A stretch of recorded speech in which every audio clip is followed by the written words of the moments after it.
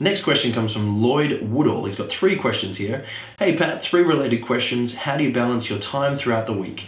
Is there a schedule you write down and follow? How do you determine what gets the highest to lowest priority in your week? Is there a method you have to tackle the low priority objectives or things you'd rather not or must do to live? Thanks for any answers you can offer. Be well.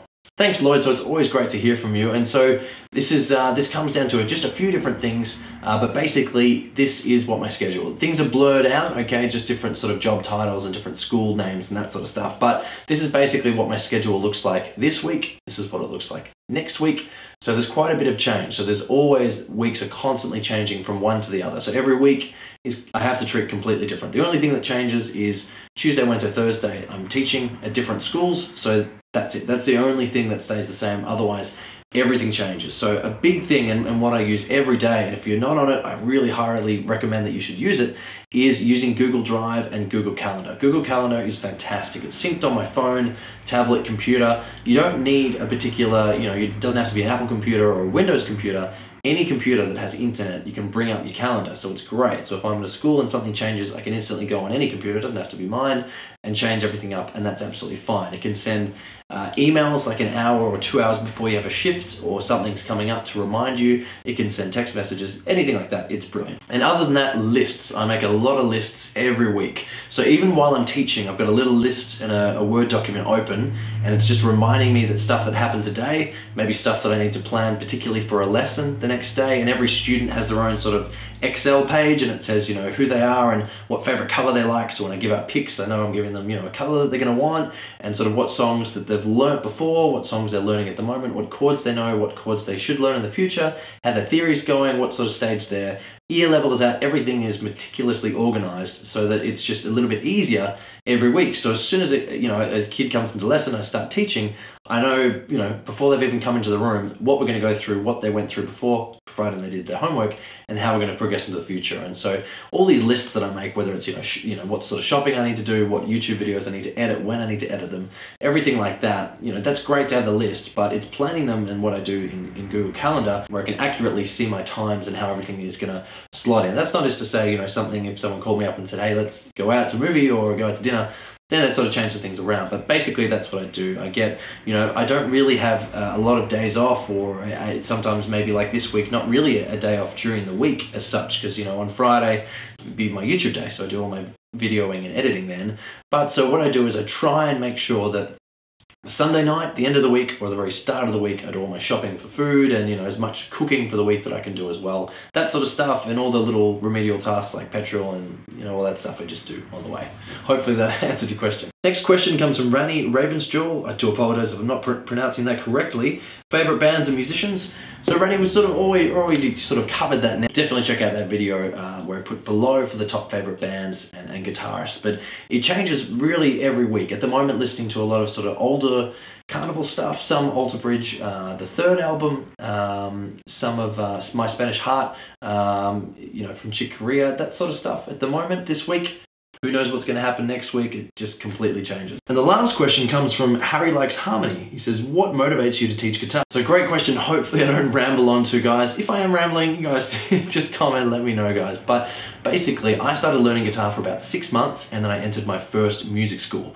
Now I was definitely in terms of playing, I'd only been playing for 6 months. There was people that have been playing for so many more years, even people sort of almost twice my age actually. And so people that have been playing, some people almost longer than I've been alive, that they were actually played their instrument before. So it was a big struggle purely just to keep up. It's not that I didn't want to keep up or that I wasn't practicing. It was the opposite. It was actually all I was doing. I was obsessively playing guitar to try and, get through this course. But it was only because I've been playing, a few months that I didn't have time to sort of memorize absolutely everything, and my, fingers couldn't keep up to what I wanted to play because I just hadn't been playing for that long. And so eventually I just got burnt out. It was too much. It was in my sort of second year.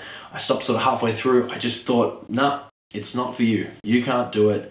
It's not going to work out. And I really just thought I should have, overseen, the picture as a whole and thought, well, you've been playing for a year, music, study is ramping up now, it's getting really hard. Fair enough if you find it challenging, but I didn't think like that. I just thought, no, I don't understand the theory, I can't connect it with my instrument, the stuff we're playing is too complex and hard, and because I didn't understand any theory, it made it seem a lot more complex than it was. And so because of all of that, everything was just too hard. I got scared and I just ran away. I thought, no, I can't do it, it's not something for me. So I went and did sound engineering for a little while, and then but the whole time I was doing sound engineering, I was just thinking, I'm on the wrong side of the glass. I want to be in there playing and recording and writing. I still really like, listening to other people record and watching other people record and recording for other people. But, if I could switch places, I'd definitely be on that other side. And so I just thought, well, I've got to come back. I've got to work out some way that makes sense to me, to make sense of it all, to put in the time to practice, get through, and if something's hard, and it's challenging, then I just feel that then that's something that's worth doing.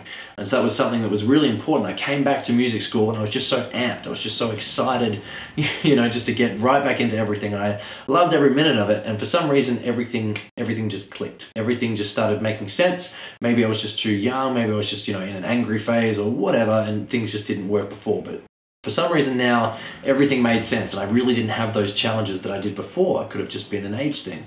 Who knows? And then from then on, that's when I started making my videos. So that's when my first few videos I started making, and it was all about understanding the things that I didn't understand at all before, but suddenly they just seemed really easy to me. So there's things like making major scales and making chords and making other scales, writing songs, all that sort of stuff. That's where I started making my videos, because I thought there's so many people out there that aren't as lucky as me and get to study this instrument, and actually do like a full bachelor degree like I did.